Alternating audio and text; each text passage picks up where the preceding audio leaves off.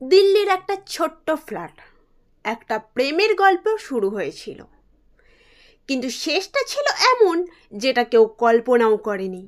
শ্রদ্ধা ও আফতাব দুজনেই একে অপরকে ভালোবাসতেন, কিন্তু সম্পর্কের মধ্যে ছিল অশান্তি আর সন্দেহ। 2022 সালে আফতাব একদিন হঠাৎ শ্রদ্ধাকে শ্বাসরোধ করে হত্যা করে।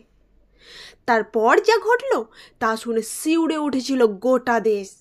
শরীরটা 35 টুকরো করে দিল আফতাব, আর সেই টুকরোগুলো সংরক্ষণ করতে লাগলো ফ্রিজে।